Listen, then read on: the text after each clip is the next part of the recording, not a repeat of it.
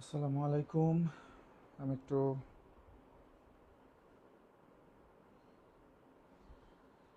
দেখতে চাই যে আমার কথা ঠিকঠাক মতো শোনা যাচ্ছে কিনা।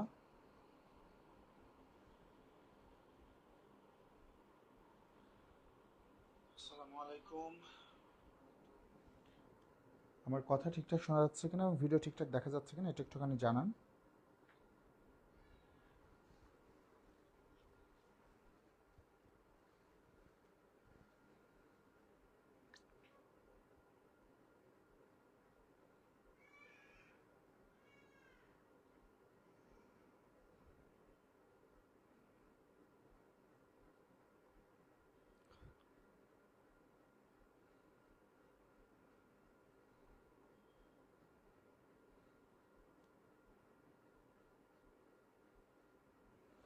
ওকে, শোনা যাচ্ছে। আচ্ছা, ঠিক আছে। তো আসেন, আজকে আমাদের ব্যাকরণের ক্লাস হবে। আমরা কয়েকদিন জুমে ক্লাস করেছি, তো চিন্তা করলাম যে আজকে একটু আমরা সরাসরি ক্লাস করি ফেসবুক লাইভে। তো আমরা আজকে বাংলা ব্যাকরণের আজকে একটা অত্যন্ত গুরুত্বপূর্ণ টপিকের ক্লাস করব। আমাদের টপিক হচ্ছে আজকে ব্যাকরণিক শব্দ শ্রেণী। ব্যাকরণিক শব্দ শ্রেণী, যেটা আমরা নবম দশম শ্রেণীর বোর্ড ব্যাকরণ বই বা ব্যাকরণের পুরাতন সিলেবাস অনুযায়ী যেটা আমরা পদ প্রকরণ বলে জানতাম, সেটা হচ্ছে আমাদের নতুন ব্যাকরণে হয়েছে ব্যাকরণিক শব্দ শ্রেণী। অর্থাৎ আমাদের যে ইংরেজিতে যে পার্টস অফ স্পিচ আছে 8 প্রকার, সেই 8 প্রকার পার্টস অফ স্পিচের আদলে বাংলায় ব্যাকরণিক শব্দ শ্রেণী 8 প্রকার এটা অন্তর্ভুক্ত করা হয়েছে। তো সেই জিনিসটা আজকে আমরা শিখতে চাই। তো খেয়াল করে দেখেন, ব্যাকরণিক শব্দ শ্রেণী হচ্ছে বাংলা ভাষার শব্দগুলোতে ব্যাকরণিক দৃষ্টিকোণ থেকে যে শ্রেণীবিভাগ করা হয়েছে সেটা হচ্ছে ব্যাকরণিক শব্দ শ্রেণী। তো ব্যাকরণিক শব্দ শ্রেণী আমাদের রয়েছে সব মিলিয়ে 8 প্রকার। তো এর মধ্যে প্রথমেই যেটা রয়েছে সেটা হচ্ছে বিশেষ্য। তো বিশেষ্য কি জিনিস আমরা সবাই জানি। বিশেষ্য হচ্ছে বিশেষ্য হচ্ছে নাম, তাই না? বিশেষ্য কি জিনিস? নাম। যে কোনো বাস্তব বা কল্পনা জগতের যে কোনো ব্যক্তি, বস্তু, অনুভূতি, যে কোনো কিছুর নাম বোঝালে সেটা বিশেষ্য। সেটা বাস্তবের হতে পারে, কল্পনার হতে পারে, সেটা দেখা দৃশ্যমান হতে পারে, অদৃশ্য হতে পারে, যে কোনো কিছু হতে পারে।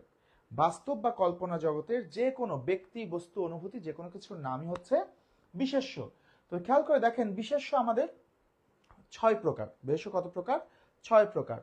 সংজ্ঞা, জাতি, বস্তু, সমষ্টি, ভাব, গুণ। সংজ্ঞা, জাতি, বস্তু, সমষ্টি, ভাব, গুণ, এই হচ্ছে মোট 6 প্রকার। অর্থাৎ সংজ্ঞাবাচক বিশেষ্য, জাতিবাচক বিশেষ্য, বস্তুবাচক বিশেষ্য, সমষ্টিবাচক বিশেষ্য, গুণবাচক বিশেষ্য এবং ভাববাচক বিশেষ্য। খেয়াল করেন, আমরা সংজ্ঞাবাচক আর জাতিবাচকটা আগে একটু শিখে নিতে চাই।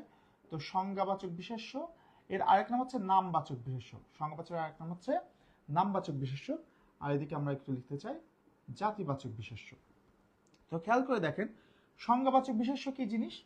যে কোনো কিছুর নির্দিষ্ট নাম বোঝালে সেটা হচ্ছে সংজ্ঞাবাচক বিশেষ্য। আর সাধারণ নাম বোঝালে সেটা হচ্ছে জাতিবাচক বিশেষ্য। নির্দিষ্ট নাম বোঝালে সংজ্ঞাবাচক বিশেষ্য এবং সাধারণ নাম বোঝালে জাতিবাচক বিশেষ্য। খেয়াল করে দেখেন, আমরা যদি বলি রহিম, আচ্ছা, রহিম কি একটা নির্দিষ্ট মানুষের নাম? পৃথিবীর সকল মানুষের নাম তো রহিম না, তাই না? একটা নির্দিষ্ট একটা মানুষের নাম হচ্ছে রহিম। যেহেতু নির্দিষ্ট নাম বোঝাচ্ছে সেই কারণে এটা সংজ্ঞাবাচক বিশেষ্য। দেখেন, যদি বলি চড়ুই, দুনিয়ার সকল পাখির নামই তো চড়ুই না, নির্দিষ্ট একটা পাখির নাম চড়ুই। তাহলে যেহেতু নির্দিষ্ট করে নাম বোঝাচ্ছে সেই কারণে এটা সংজ্ঞাবাচক বিশেষ্য। বললাম ঢাকা, দেখেন সকল শহরের নামই তো ঢাকা না, নির্দিষ্ট একটা শহরের নাম ঢাকা, সেই কারণে নির্দিষ্ট নাম বলে এটা সংজ্ঞাবাচক বিশেষ্য। আবার যদি বলি এভারেস্ট, নির্দিষ্ট একটা পর্বতের নাম এভারেস্ট, তাই না?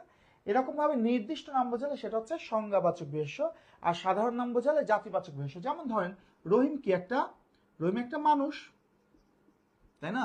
রহিম অবশ্যই একজন পুরুষ, রহিম একটা ছেলে, রহিম কারো ভাই, রহিম কারো সন্তান, রহিম কারো প্রেমিক, রহিম কারো বাবা, তাই না? আরো অনেক কিছুই হতে পারে। এই যে রহিমের পক্ষে যত কিছু হওয়া সম্ভব এই সবই হচ্ছে রহিমের সাধারণ নাম মানে জাতিবাচক বিশেষ্য।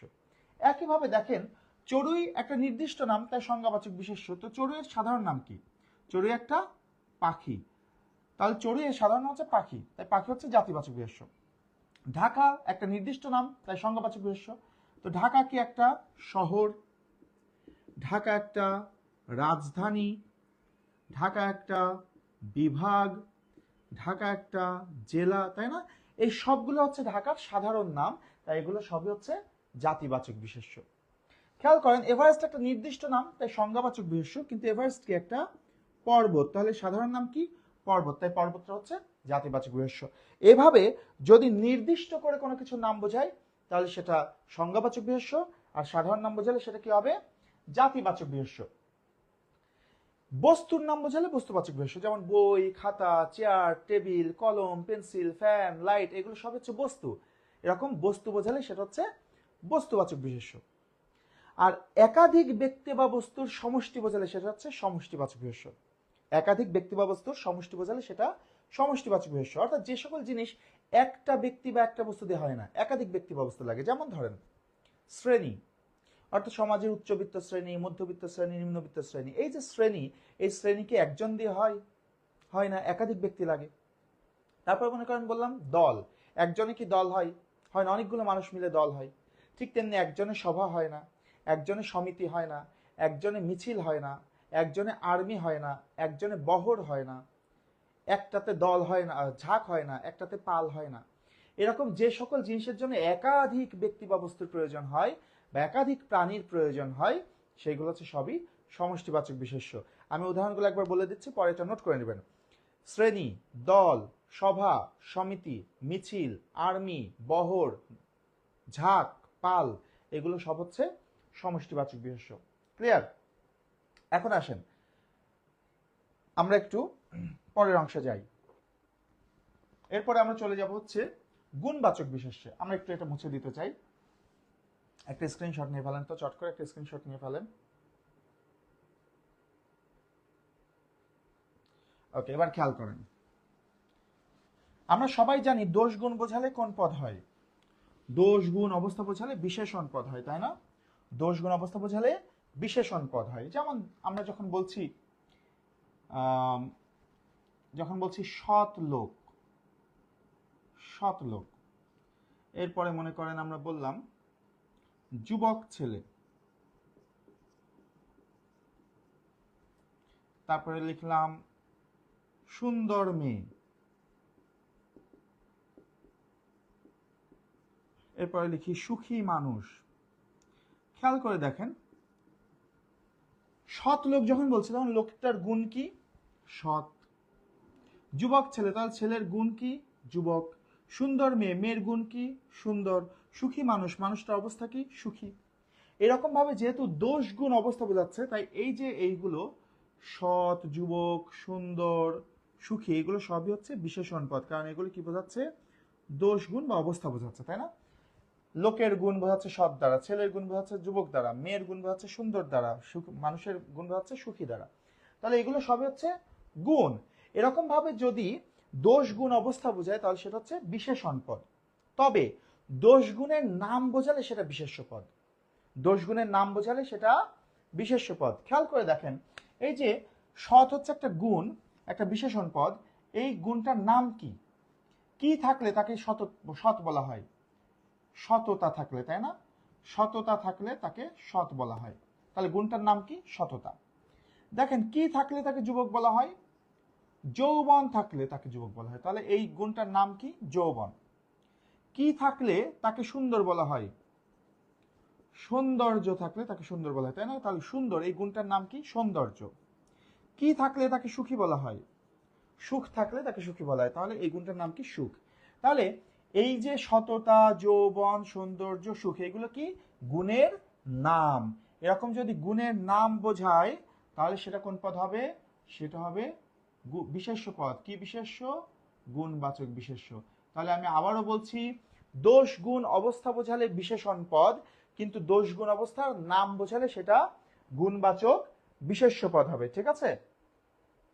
এখন খেয়াল করেন তাহলে দোষ গুণ অবস্থা বোঝালে বিশেষণ, কিন্তু দোষ গুণের নাম বোঝালে গুণবাচক বিশেষ্য। আচ্ছা, ক্রিয়াপদ কাকে বলে দেখেন, আমরা সবাই জানি যে পদ দ্বারা কাজ করা বা কাজ হওয়া বোঝায় সেটা হচ্ছে ক্রিয়া, তাই না? তাহলে দেখা, শোনা, করা, বলা এগুলো কোন পদ বলেন তো, একটু কমেন্ট করেন তো। দেখা, শোনা, করা, বলা এগুলো কোন পদ?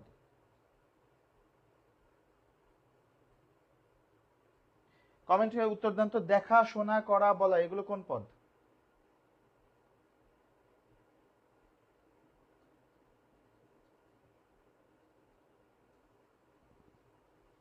যারা ক্লাস করছেন উত্তর দেন। দেখা, শোনা, করা, বলা এগুলো কোন পদ বলেন?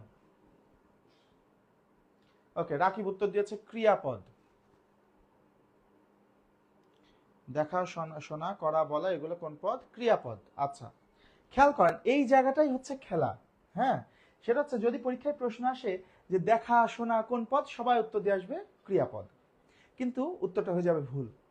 কারণ আমরা প্রচলিতভাবে মনে করি যে কাজ বোঝালেই ক্রিয়া, আসলে কিন্তু কাজ বোঝালেই ক্রিয়া না, কাজ করা বা কাজ হওয়া বোঝালে ক্রিয়া। দেখেন, ভালো করে খেয়াল করে দেখেন।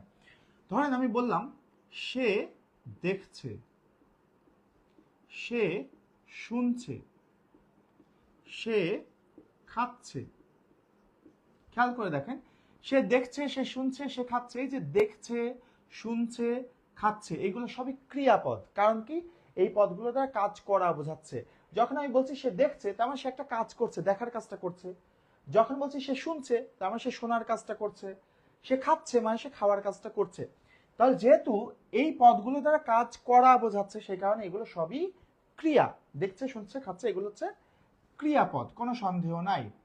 কিন্তু দেখেন, এই যে দেখছে, এই কাজটার নাম কি? এই কাজটার নাম হচ্ছে দেখা বা দর্শন। শুনছে, এই কাজটার নাম কি? শোনা বা শ্রবণ। খাচ্ছে, এই কাজটার নাম কি? খাওয়া বা ভোজন। এই যে দেখেন কাজের নাম, দেখা বা দর্শন, শোনা বা শ্রবণ, খাওয়া বা ভোজন, এরকম কাজের নাম বোঝালে সেইগুলো হচ্ছে ভাববাচক বা ক্রিয়াবাচক বিশেষ্য। ভাববাচক বা ক্রিয়াবাচক বিশেষ্য। কথা কি বোঝা গেল? তার মানে এই যে দেখা, শোনা, করা, বলা, চলা, পড়া, শোয়া, খাওয়া, হওয়া, থোয়া, যাওয়া, নাওয়া, এগুলোর কোনোটাই কিন্তু ক্রিয়া না, এগুলো সব হচ্ছে ভাববাচক বা ক্রিয়াবাচক বিশেষ্য। কথাটা কি ক্লিয়ার কিনা বলেন? বিশেষ্য বুঝেছেন কিনা কমেন্ট করেন। আমাদের 6 প্রকার বিশেষ্য শেষ, বুঝেছেন কিনা কমেন্ট করেন তো একটু।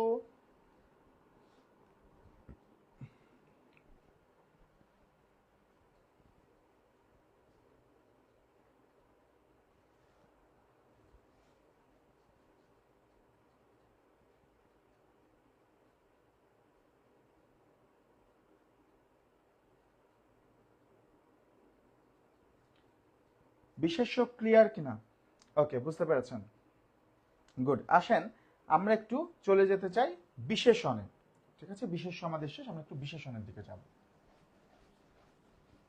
এগুলো পরে আপনারা ভিডিও দেখে দেখে সুন্দর করে নোট করে নেবেন। আমরা চলে যেতে চাই বিশেষণ পদে। দেখেন, বিশেষণ কি জিনিস? আমরা জানি যে এই পদ দ্বারা দোষ, গুণ, অবস্থা, সংখ্যা, পরিমাণ ইত্যাদি বোঝায়। কি কি বোঝায়? দোষ, গুণ, অবস্থা, সংখ্যা, পরিমাণ। কার দোষ গুণ বোঝায়? অনেকে বলে বিশেষ্য বা সর্বনামের দোষ গুণ বোঝায়, কেউ বলে বিশেষ্য, সর্বনাম ও ক্রিয়ার দোষ গুণ বোঝায়। কিন্তু মনে রাখবেন, যেই পদ দ্বারা শুধু বিশেষ্য, বিশেষণ বা সর্বনাম বা ক্রিয়া না, যেই পদ দ্বারা অন্য আরেকটি পদের দোষ, গুণ, অবস্থা, সংখ্যা, পরিমাণ বোঝায়। যেই পদ অন্য আরেকটি পদের দোষ, গুণ, অবস্থা, সংখ্যা, পরিমাণ বোঝায়, সেটা বিশেষণ পদ। এই যে অন্য আরেকটি পদ বললাম, এই অন্য আরেকটি পদ মানে সেটা বিশেষ্য হতে পারে, বিশেষণ হতে পারে, সর্বনাম হতে পারে, অব্যয় হতে পারে, ক্রিয়া হতে পারে, যে কোনো পদ হতে পারে। তাহলে যেই পদ অন্য আরেকটি পদের দোষ, গুণ, অবস্থা, সংখ্যা, পরিমাণ বোঝাবে সেগুলো হচ্ছে বিশেষণ পদ।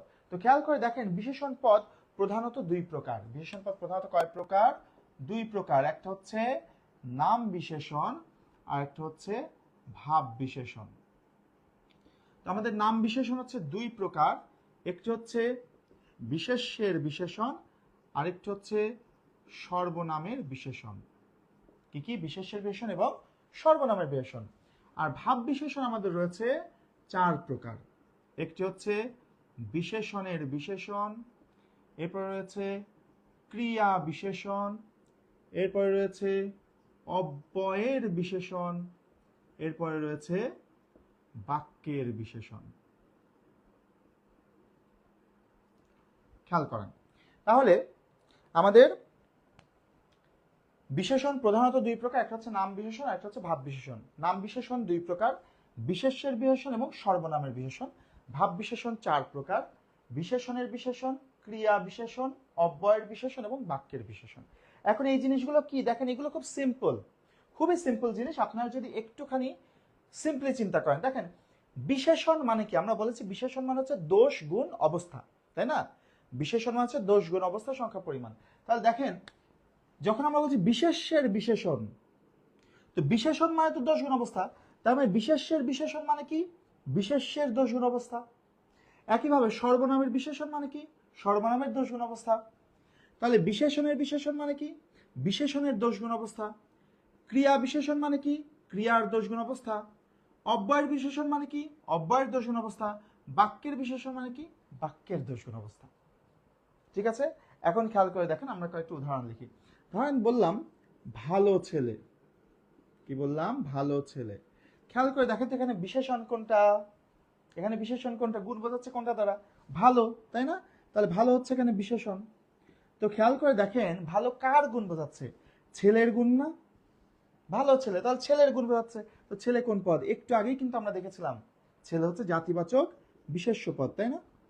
তাহলে দেখেন যেহেতু ভালো এটাকে বিশেষণ পদ, এখন এই বিশেষণটা কার দোষ গুণ বোঝাচ্ছে? ছেলের। ছেলে কোন পদ? বিশেষ্য।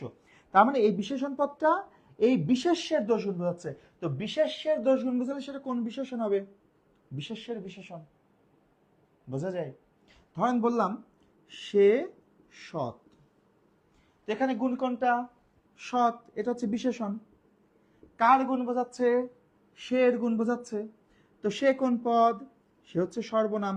তার মানে এই সৎটা সর্বনামের দোষ গুণ বোঝাচ্ছে। যেহেতু সর্বনামের দোষ গুণ বোঝাচ্ছে তাই এটা সর্বনামের বিশেষণ।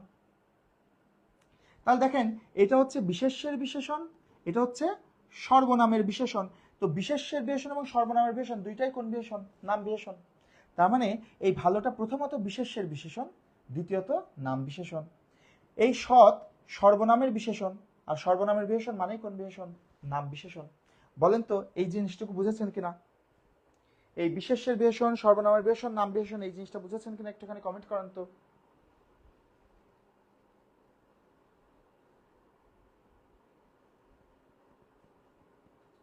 কমেন্ট করে বলেন তো বুঝেছেন কিনা।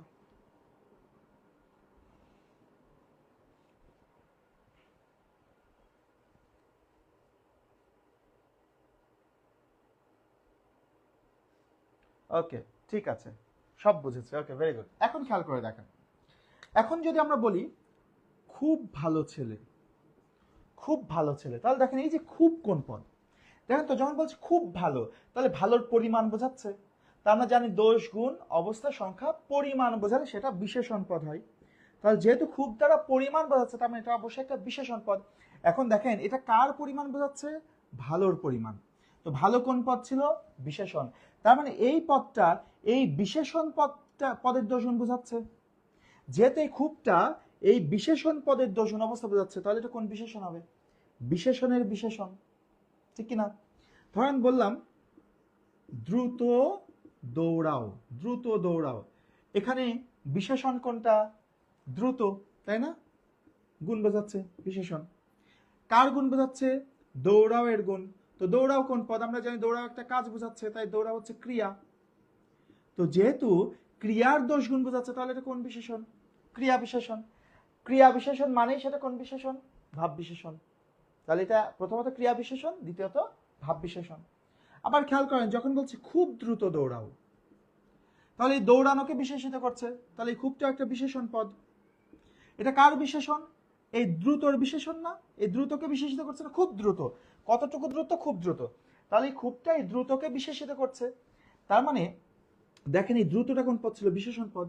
যেহেতু এই খুবটা এই বিশেষণ পদের দোষ গুণ অবস্থা বোঝাচ্ছে, তাহলে এটা কোন বিশেষণ হবে? বিশেষণের বিশেষণ, বিশেষণের বিশেষণ মানে সেটা কোন বিশেষণ? ভাব বিশেষণ। খেয়াল করেন, বললাম ধিক তারে শতধিক নির্লজ্জ যে জন, ধিক তারে শতধিক নির্লজ্জ যে জন। তো খেয়াল করে দেখেন এই যে শত, শত এটা একটা সংখ্যা বোঝাচ্ছে না? ধিকের পরিমাণ বোঝাচ্ছে না? কত ধিক? শতধিক। তাহলে এই ধিকের সংখ্যা বা পরিমাণ বোঝাচ্ছে, তার মানে এটা অবশ্যই একটা বিশেষণ পদ। তো এটা কার বিশেষণ? এই ধিকের বিশেষণ। ধিক কোন পদ? ধিক হচ্ছে একটা অব্যয় পদ। যেহেতু অব্যয় পদের দোষগুণ অবস্থা বোঝাচ্ছে, সেই কারণে এটা কোন বিশেষণ হবে? অব্যয়ের বিশেষণ। আর অব্যয়ের বিশেষণ মানে সেটা কোন বিশেষণ? ভাব বিশেষণ। ঠিক আছে না? বলেন তো ক্লিয়ার কিনা?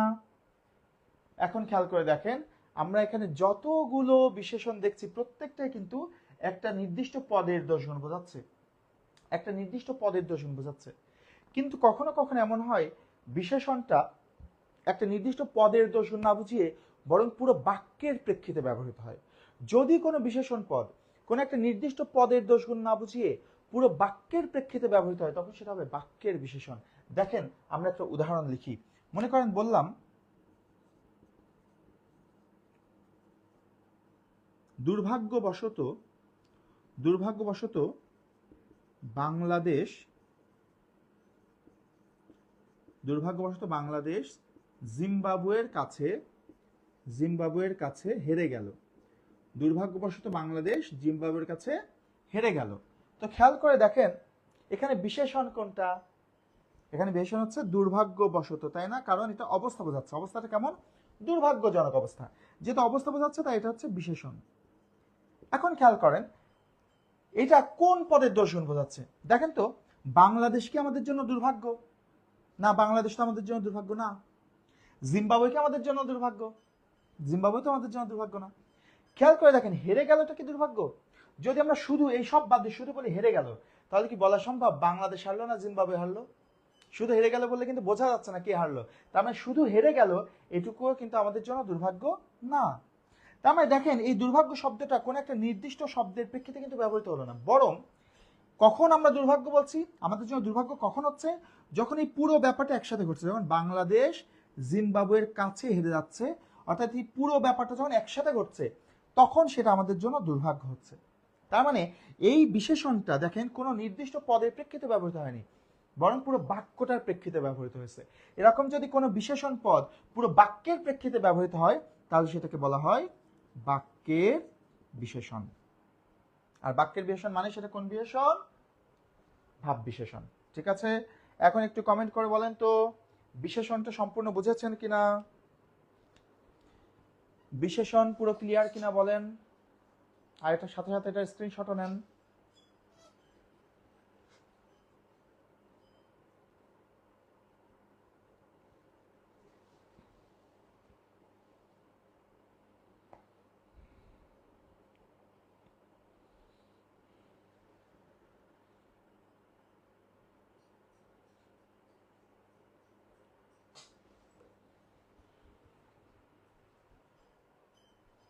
ওকে, ঠিক আছে। সুশান্তকে অনেকদিন পর দেখছি মনে হচ্ছে। আমরা তাহলে এবার চলে যাই। ওকে, ভেরি গুড। আমরা এবার চলে যেতে চাই সর্বনাম পদে। আসেন।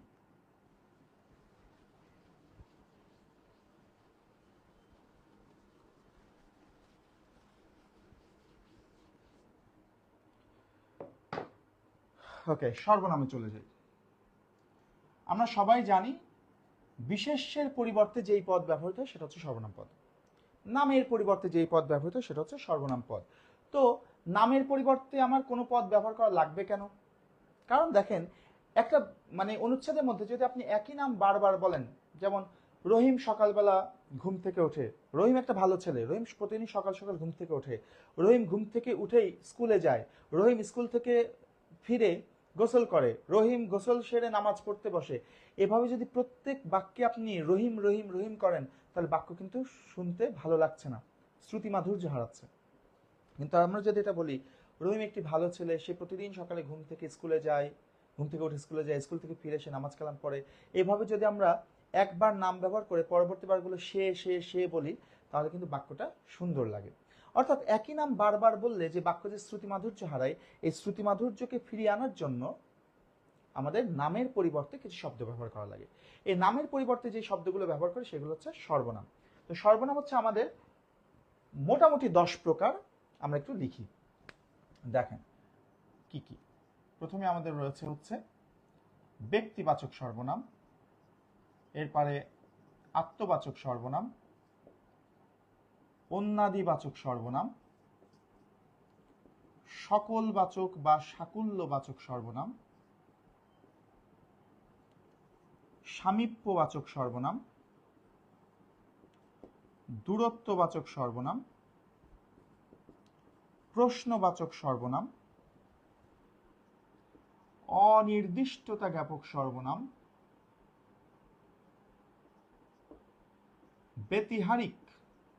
ব্যতিহারিক বা পারস্পরিক সর্বনাম,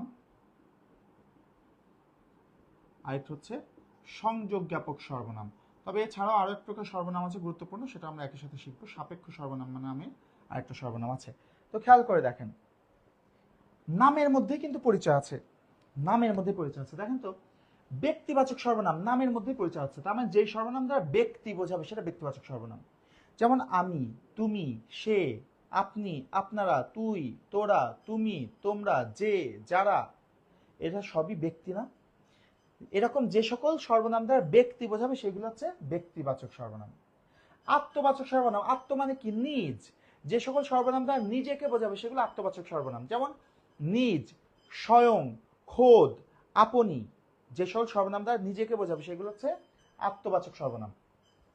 অন্যাদিবাচক সর্বনাম কি? যে সকল সর্বনাম দ্বারা অন্য কাউকে বোঝাবে, নিজেকে বাদে অন্য কাউকে বোঝাবে। যেমন অন্য, পর, অপর, এরকম অন্য কাউকে বোঝালে সেগুলো হচ্ছে অন্যাদিবাচক সর্বনাম। এরপরে দেখেন সকল বা সাকুল্যবাচক সর্বনাম, মানে যে সকল সর্বনাম দ্বারা সকল কিছুকে একসাথে বোঝাবে সেগুলো হচ্ছে সকল বা সাকুল্যবাচক সর্বনাম।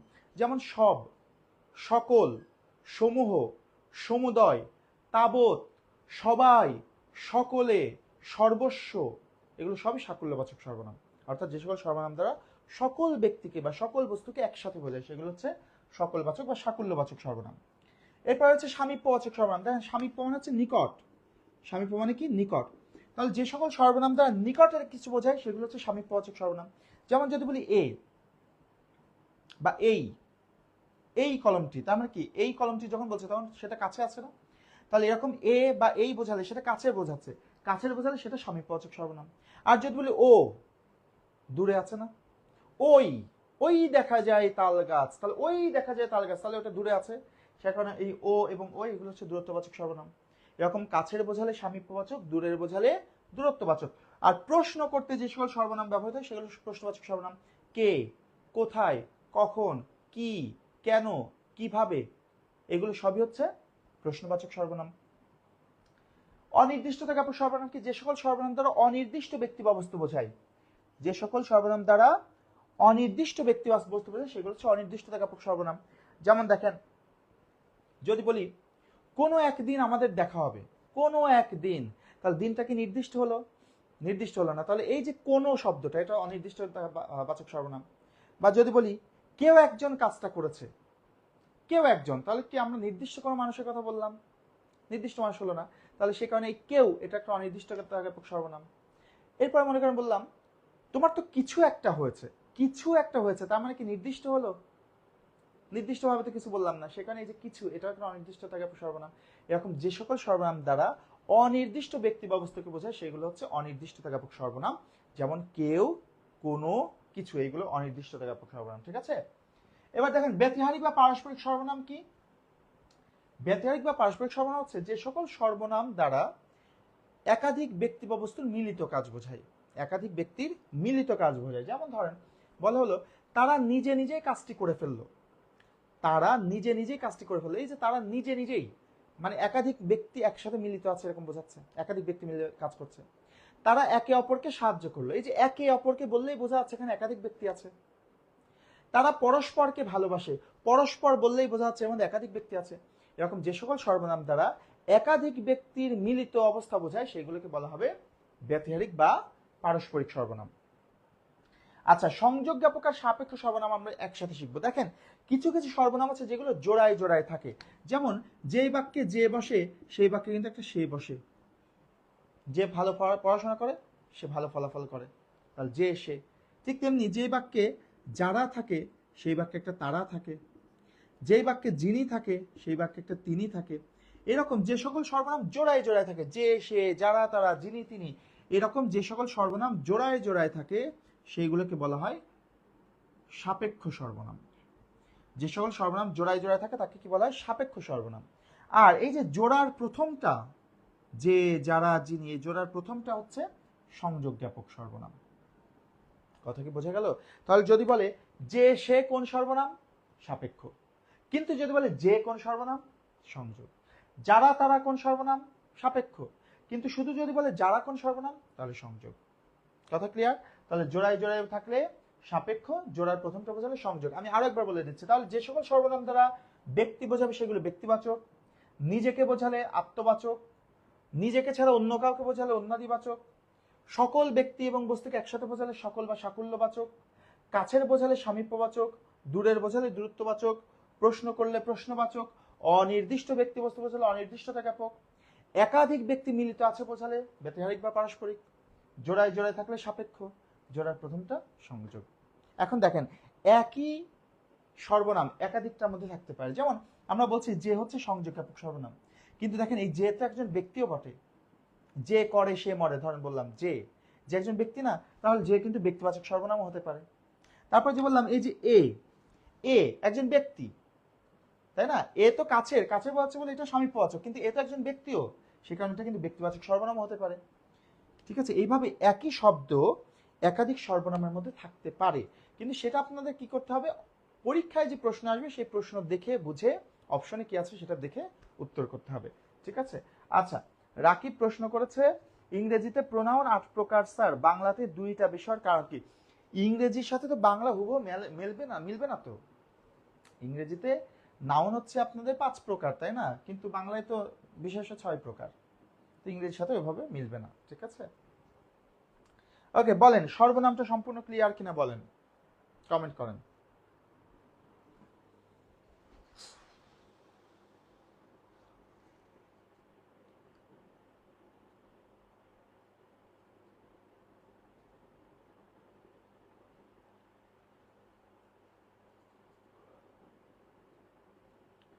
সর্বনাম কি ক্লিয়ার হয়েছে?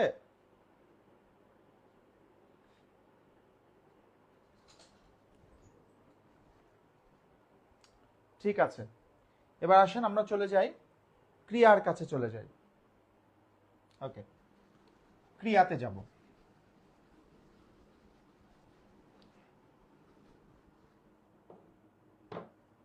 পরীক্ষার প্রশ্ন কিভাবে আসবে? পরীক্ষার প্রশ্ন আসলো যে নিচের কোনটি সংযোগ জ্ঞাপক সর্বনাম, নিচের কোনটি সাকুল্যবাচক সর্বনাম, বা বলল সব, এটি কি জাতীয় সর্বনাম, এই ধরনের প্রশ্ন আসবে। ঠিক আছে, খেয়াল করেন। আমরা চলে যাব ক্রিয়াতে। আমরা ইতিমধ্যে বলেছি ক্রিয়া কি জিনিস? যে সকল পদ দ্বারা কাজ করা বা কাজ হওয়া বোঝায় সেগুলো ক্রিয়াপদ। যে সকল পদ দ্বারা কি বোঝায়? কাজ করা বা কাজ হওয়া বোঝায় সেগুলো হচ্ছে ক্রিয়া। তো দেখেন, ক্রিয়া হচ্ছে এমন একটা পদ যেই পদ ছাড়া কখনো বাক্য গঠিত হতে পারে না। যদি প্রশ্ন হয় কোন পদ ছাড়া বাক্য গঠিত হতে পারে না, সেটা হচ্ছে ক্রিয়াপদ। ক্রিয়াপদ ছাড়া কখনো কোনো বাক্য গঠিত হতে পারে না। সেই কারণে যদি বলা হয় বাক্যের অপরিহার্য অঙ্গ কোনটি, উত্তর হবে ক্রিয়া। বাক্যের অপরিহার্য অঙ্গ কোনটি? ক্রিয়া। তো খেয়াল করে দেখেন, আমরা যদি এখন বলি যে সে আমার ভাই, আরেকটা বললাম তোমার শরীর এখন কেমন। সে আমার ভাই, তোমার শরীর এখন কেমন। দেখেন, সে আমার ভাই এটা তো একটা বাক্য, তোমার শরীর এখন কেমন এটা একটা বাক্য। তো আমরা বলেছি বাক্যের অপরিহার্য উপাদান হচ্ছে ক্রিয়া, মানে ক্রিয়া ছাড়া বাক্যই হবে না। তাহলে যেহেতু এটা একটা বাক্য, তার মানে এখানে তো অবশ্যই একটা ক্রিয়া থাকার কথা, তাই না? এখন দেখেন, সে কোন পদ? সে তো কোনো কাজ বোঝাচ্ছে না, তার মানে ক্রিয়া নয়। আমার এটা দ্বারা তো কোনো কাজ বোঝাচ্ছে না, তাহলে এটাও তো ক্রিয়া নয়। ভাই এটা দ্বারা তো কোনো কাজ বোঝাচ্ছে না, তাহলে এটাও ক্রিয়া নয়। একইভাবে দেখেন, তোমার এটা দ্বারা কোনো কাজ বোঝায় না, শরীরও কোনো কাজ না, এখনো কোনো কাজ না, আবার কেমনও কোনো কাজ না, তার মানে এখানে তো ক্রিয়া নাই। কিন্তু আমরা বলেছিলাম ক্রিয়া ছাড়া বাক্য হয় না। তো একটা জিনিস মনে রাখবেন, কখনো কখনো কিন্তু একটা বাক্যের মধ্যে আপনি ক্রিয়া নাও পেতে পারেন। যদি দেখেন বাক্যের মধ্যে ক্রিয়া খুঁজে পাওয়া যাচ্ছে না, এর মানে এই নয় যে ওখানে ক্রিয়া নাই, এর মানে হচ্ছে ওখানে ক্রিয়া আছে কিন্তু সেটা উৎস আছে। তাহলে বাক্যের মধ্যে যদি ক্রিয়া খুঁজে না পাওয়া যায় তাহলে বুঝবেন সেখানে ক্রিয়াটা কি আছে, উৎস আছে। যেমন সে আমার ভাই হয়, তোমার শরীর এখন কেমন আছে, এই যে হয় এবং আছে এই দুটা এখানে উৎস আছে।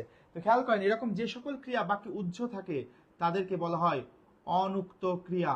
যে সকল ক্রিয়া বাক্যে উৎস থাকে তাদেরকে কি বলা হয়, অনুক্ত ক্রিয়া বলা হয়। অনুক্ত মানে কি, অনুক্ত মানে যা উক্ত হয়নি বা বলা হয়নি। তাহলে যে সকল ক্রিয়া বাক্যে উৎস থাকে তাদেরকে কি বলা হবে, অনুক্ত ক্রিয়া। খেয়াল করে দেখেন এই হয় ক্রিয়াকে ভাঙলে কি পাওয়া যায়, হ ধাতু পাওয়া যায়, হ থেকে হয়। আবার আছেকে ভাঙলে আছ ধাতু পাওয়া যায়, আজ থেকে আছে, আছেন, আছো, আছি, সব আজ থেকে এসছে। তো খেয়াল করে দেখেন বাংলা ভাষায় সাধারণত এই হ এবং আজ এই দুইটা ধাতু দ্বারা গঠিত ক্রিয়ায় উৎস থাকতে পারে। সেই কারণেই হ এবং আজ ধাতুকে বলা হয় অনুক্ত ক্রিয়ার ধাতু। তাহলে আবার বলছি, বাংলা ভাষায় সাধারণত হ এবং আজ ধাতু দ্বারা গঠিত ক্রিয়ায় উৎস থাকে, সেই কারণে হ এবং আজকে বলা হয় অনুক্ত ক্রিয়ার ধাতু। তাহলে অনুক্ত ক্রিয়ার ধাতু কয়টা, দুইটা, হ এবং আজ। তাহলে আমি আবার বলছি, যদি দেখি বাক্যে কোনো ক্রিয়া নাই তাহলে বুঝে নেব ওখানে ক্রিয়াটা উৎস আছে। যে সকল ক্রিয়া বাক্যে উৎস থাকে তাদেরকে বলা হয় অনুক্ত ক্রিয়া। অনুক্ত ক্রিয়ার ধাতু কয়টা, দুইটা, কি কি, হ এবং আজ। ঠিক আছে, এখন খেয়াল করে দেখেন ক্রিয়াকে বিভিন্ন দৃষ্টিকোণ থেকে শ্রেণী বিভক্ত করা যায়। আমরা একটু এটা মুছে দেব। ক্রিয়াকে বিভিন্ন দৃষ্টিকোণ থেকে শ্রেণীবিভক্ত করা যায়। তো প্রথমেই আমাদের যেটা রয়েছে সেটা হচ্ছে ভাব প্রকাশের দিক থেকে। ভালো করে দেখেন, তো ভাব প্রকাশের দিক থেকে ক্রিয়া হচ্ছে দুই প্রকার। ভাব প্রকাশের দিক থেকে ক্রিয়া কত প্রকার, দুই প্রকার। খেয়াল করে দেখেন, একটা হচ্ছে সমাপিকা ক্রিয়া, আরেকটা হচ্ছে অসমাপিকা ক্রিয়া। ভাব প্রকাশের দিক থেকে ক্রিয়া কত প্রকার, দুই প্রকার, সমাপিকা এবং অসমাপিকা। তো খেয়াল করেন সমাপিকা কি আর অসমাপিকা কি, খুবই সিম্পল। যে সকল ক্রিয়া ভাব প্রকাশ করতে পারে সেগুলো হচ্ছে সমাপিকা ক্রিয়া, আর যে সকল ক্রিয়া ভাব সম্পূর্ণরূপে প্রকাশ করতে পারে না সেগুলো হচ্ছে অসমাপিকা ক্রিয়া। সহজ কথায় যে সকল ক্রিয়া বাক্যটাকে শেষ করতে পারে, সম্পন্ন করতে পারে, সেগুলো হচ্ছে সমাপিকা ক্রিয়া। আর যে সকল ক্রিয়া বলার পরেও বাক্য শেষ হয় না সেগুলো হচ্ছে অসমাপিকা ক্রিয়া। দেখেন আমরা যদি বলি সে খেয়ে ঘুমাবে, সে খেয়ে ঘুমাবে, এখানে ক্রিয়া কোনটা কোনটা দেখেন, খেয়ে একটা কাজ, ঘুমাবে একটা কাজ। তাহলে যদি বলি সে খেয়ে, বাক্যটা কি শেষ হয়, সে খেয়ে বললে কিন্তু বাক্যটা শেষ হচ্ছে না। তাহলে যেহেতু এই ক্রিয়াটা বাক্য শেষ করতে পারছে না তাই এটা হচ্ছে অসমাপিকা ক্রিয়া। কিন্তু যখন বলছি সে ঘুমাবে, ঘুমাবে বলা মাত্র বাক্য শেষ হয়ে যাচ্ছে, সেই কারণে এটা কোন ক্রিয়া, সমাপিকা ক্রিয়া। আবার ধরেন বললাম সে খায় আর ঘুমায়, সে খায় আর ঘুমায়। তো খেয়াল করে দেখেন সে খায় আর ঘুমায়, এখানে ক্রিয়া হচ্ছে খায়, ঘুমায়, এই দুটো হচ্ছে ক্রিয়া, তাই না? এখন যদি বলি সে খায়, বাক্যটা শেষ হয় না, সে খায় বললে কিন্তু বাক্যটা হয়। যেহেতু এই ক্রিয়া বাক্য শেষ করতে পারছে তাহলে এটা সমাপিকা ক্রিয়া। আবার যখন বলছি সে ঘুমায়, ঘুমাইটা বললেও তো বাক্যটা হয়, সে ঘুমায় বললে বাক্য হয়, তাহলে এটাও কোন ক্রিয়া, এটাও সমাপিকা ক্রিয়া। তার মানে আমি বলতে চাচ্ছি যে এমন কোনো বিষয় নাই যে বাক্যে দুইটা ক্রিয়া থাকলে একটা অসমাপিকা হবে আর একটা সমাপিকা হবে, এমন কোনো ব্যাপার নাই। একই বাক্যে 100টাও সমাপিকা ক্রিয়া থাকতে পারে।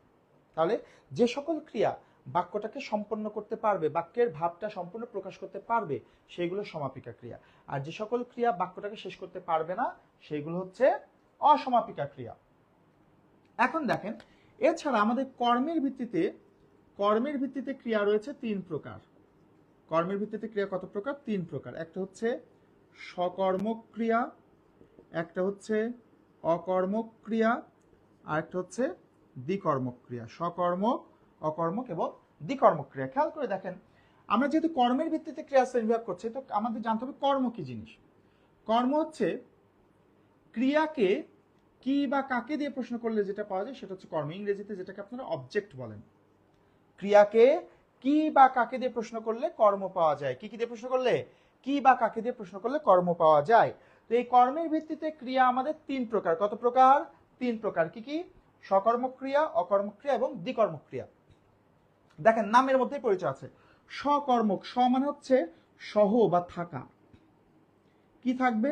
কর্ম থাকবে। অ মানে হচ্ছে না বা নাই, কি নাই? কর্ম নাই। দ্বি মানে হচ্ছে দুইটি কর্ম। তার মানে দেখেন সকর্মক ক্রিয়া কখন হবে? যখন বাক্যে কর্ম থাকবে সেটা হবে সকর্মক ক্রিয়া, কর্ম না থাকলে অকর্মক ক্রিয়া, দুইটা কর্ম থাকলে দ্বিকর্মক ক্রিয়া। তাহলে কর্ম থাকলে সকর্মক, না থাকলে অকর্মক, দুইটা থাকলে দ্বিকর্মক। আবার বলছি, কর্ম থাকলে সকর্মক ক্রিয়া, না থাকলে অকর্মক ক্রিয়া, দুইটা কর্ম থাকলে দ্বিকর্মক ক্রিয়া। কর্ম কিভাবে পাবো? কি বা কাকে দিয়ে প্রশ্ন করলে আমরা কর্ম পাবো। এখন খেয়াল করে দেখেন, আমি একটা বাক্য লিখি। মনে করেন বললাম নাসিমা হাসছে, এরপরে বললাম নাসিমা ফুল তুলছে, এরপরে লিখি নাসিমা নাসিমকে ফুল দিল। খেয়াল করে দেখেন তাহলে নাসিমা হাসছে, এখানে ক্রিয়া কোনটা? হাসছে। নাসিমা ফুল তুলছে, ক্রিয়া কোনটা? তুলছে। নাসিমা নাসিমকে ফুল দিল, ক্রিয়া কোনটা? দিল। এখন আমরা ক্রিয়াটাকে কি বা কাকে দিয়ে প্রশ্ন করে দেখব যেখানে কর্ম পাওয়া যাচ্ছে কি না। যদি কর্ম পাওয়া যায় তাহলে সকর্মক ক্রিয়া হবে, কর্ম না থাকলে অকর্মক ক্রিয়া হবে, দুইটা কর্ম থাকলে দ্বিকর্মক ক্রিয়া হবে। তাহলে কি দিয়ে প্রশ্ন করব? কি অথবা কাকে দিয়ে প্রশ্ন করব। খেয়াল করেন যখন বলছি নাসিমা হাসছে, নাসিমা হাসছে, তাহলে যদি ক্রিয়াটাকে প্রশ্ন করি কি হাসছে, দেখেন কে হাসছে বললে উত্তর হতো নাসিমা, কিন্তু কি হাসছে বলে উত্তর হয়?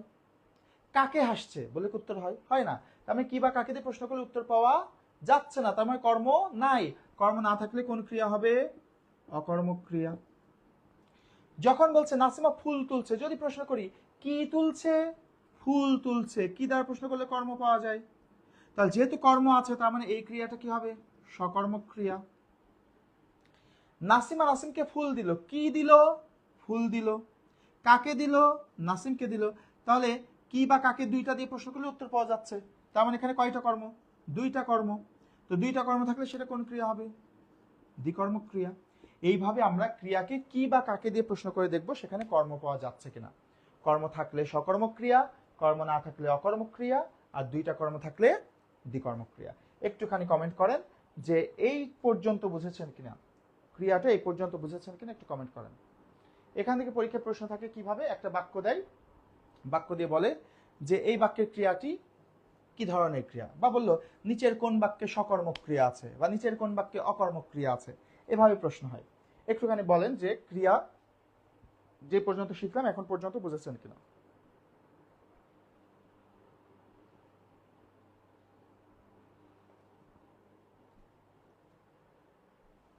ওকে, ঠিক আছে, ভেরি গুড। এখন আসেন এই যে কর্ম, কর্মের সাথে সম্পর্কিত একটা বিশেষ ধরনের ক্রিয়া আছে যেটা পরীক্ষার জন্য খুব গুরুত্বপূর্ণ। হ্যাঁ, আমরা একটুখানি সেটা দেখব। দেখেন সেটার নাম হচ্ছে সমধাতুজ, সমধাতুজ কর্ম, আরেকটা হচ্ছে সমধাতুজ ক্রিয়া। এখন দেখেন সমধাতুজ কর্ম কি আর সমধাতুজ ক্রিয়াটা কিন্তু খুব ইম্পর্টেন্ট জিনিস, নামের মধ্যেই পরিচয় আছে। দেখেন সম মানে হচ্ছে সমান বা একই, ধাতু মানে হচ্ছে মূল অংশ, আর জ মানে হচ্ছে জন্ম। তাহলে অর্থ কি দেওয়া আছে দেখেন, তার মানে সমধাতুজ কর্ম মানে হচ্ছে একই মূল থেকে জন্ম যে কর্মে সেটা হচ্ছে সমধাতুজ কর্ম, একই মূল থেকে জন্ম যে ক্রিয়া সেটা হচ্ছে সমধাতুজ ক্রিয়া।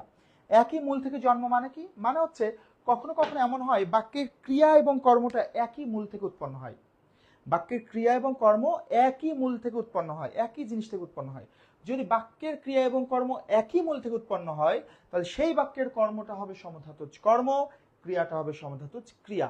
খেয়াল করে দেখেন যদি বলি খুব খেলা খেলেছি, ভালো করে খেয়াল করেন, খুব খেলা খেলেছি।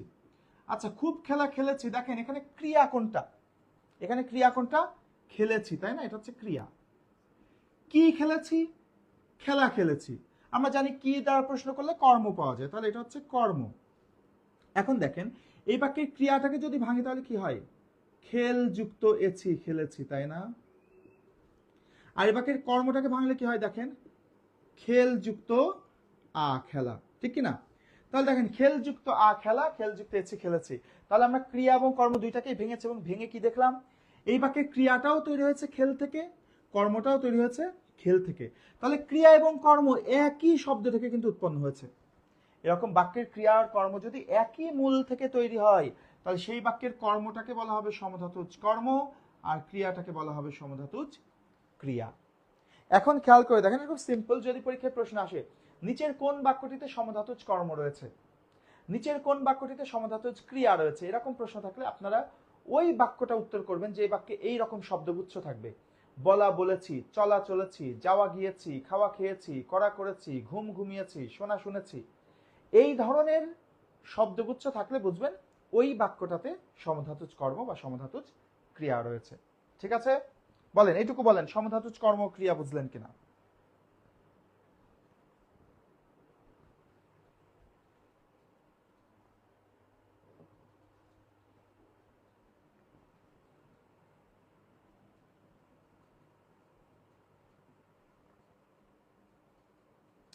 ওকে, এখন খেয়াল করে দেখেন, আমরা একটু চলে যেতে চাই আরো 4 প্রকার ক্রিয়ায়, যে 4 প্রকার ক্রিয়া খুবই গুরুত্বপূর্ণ পরীক্ষার জন্য। হ্যাঁ, ভালো করে দেখেন।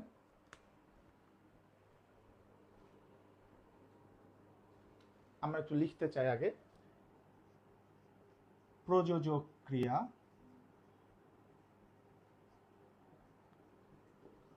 একজন আরেকজনকে দিয়ে কাজ করাবে। এরপরে আসি নাম ধাতুর ক্রিয়া,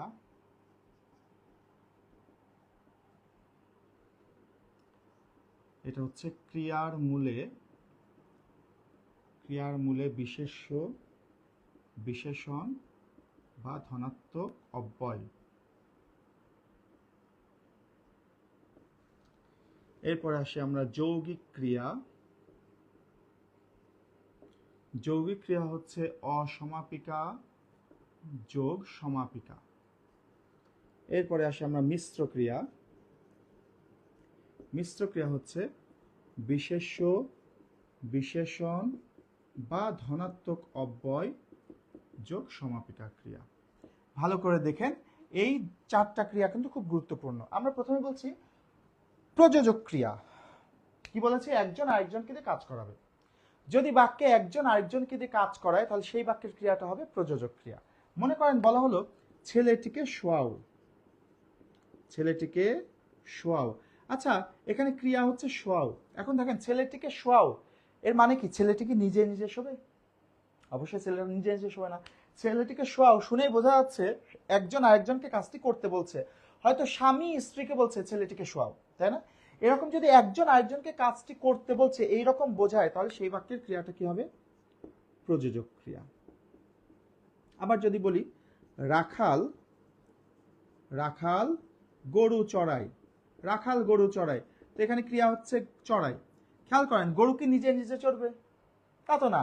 রাখাল গরুকে দিয়ে চড়ার কাজটা করাচ্ছে, তাহলে একজন আরেকজনকে দিয়ে কাজটি করাচ্ছে, সেই কারণে এটাও কোন ক্রিয়া হবে? প্রযোজক ক্রিয়া। এরকম যদি বাক্যে একজন আরেকজনকে দিয়ে কাজ করায়, সেটা কোন ক্রিয়া হবে? প্রযোজক ক্রিয়া হবে। এখন খেয়াল করে দেখেন, ক্রিয়ার একটা সাধারণ বৈশিষ্ট্য হচ্ছে ক্রিয়াকে ভাঙলে তার মূলে একটা ক্রিয়াই পাওয়া যায়। যেমন আমরা একটু আগে খেলেছিকে ভেঙে পেলাম খেল, দেখেছিকে ভাঙলে হবে দেখ, পড়ছিকে ভাঙলে হবে পড়। দেখবেন ক্রিয়াকে ভাঙলে ক্রিয়াই পাওয়া যায়। কিন্তু যদি কখনো এমন হয় যে ক্রিয়াকে ভেঙে ক্রিয়া পাওয়া যাচ্ছে না, ক্রিয়াকে ভেঙে তার মূলে ক্রিয়া পাওয়া যাচ্ছে না, এমন হলে বুঝতে হবে সেখানে নাম ধাতুর ক্রিয়া রয়েছে। যেই ক্রিয়াকে ভাঙলে তার মূলে ক্রিয়া পাওয়া যায় না, সেটা হচ্ছে নাম ধাতুর ক্রিয়া। দেখেন, যদি আমরা বলি গাছে গাছে আম ফলেছে, গাছে আম ফলেছে, এরপরে বলি লাঠিটি বাঁকাও, লাঠিটি বাঁকাও, এরপরে মনে করেন বললাম দাঁত ব্যথায়, দাঁত ব্যথায় কনকনাচ্ছে, দাঁত ব্যথায় কনকনাচ্ছে। খেয়াল করেন, গাছে আম ফলেছে, এখানে ক্রিয়া কোনটা?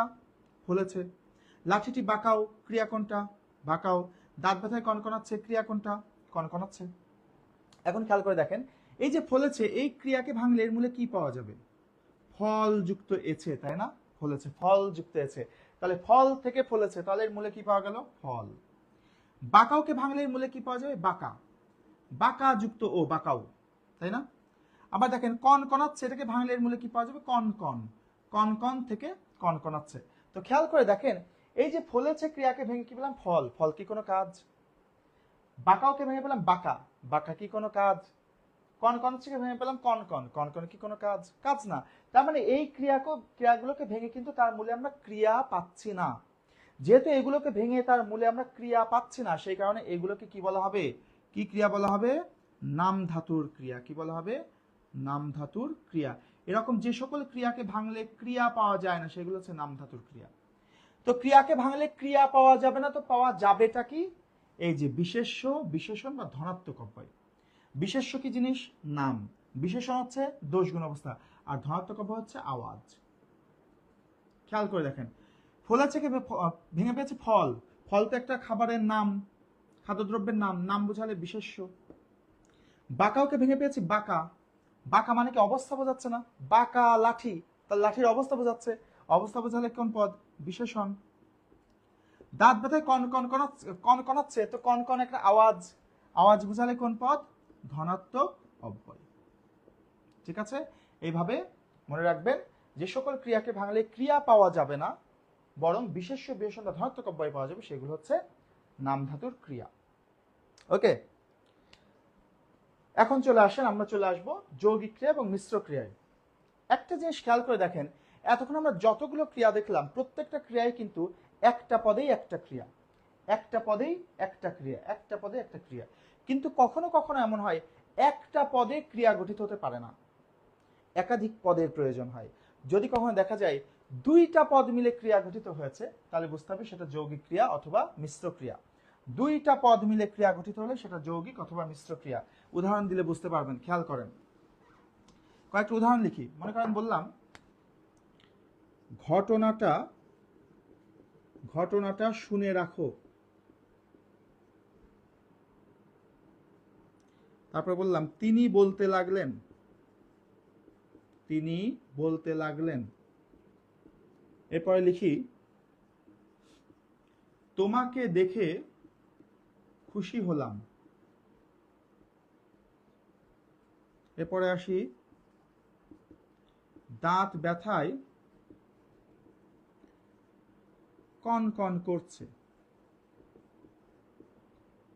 ভালো করে খেয়াল করেন, এই যে ঘটনাটা শুনে রাখো, এখানে ক্রিয়া কোনটা? রাখো। আমি আরেকটা উদাহরণ লিখতে চাই। মনে করেন বললাম কলমটা,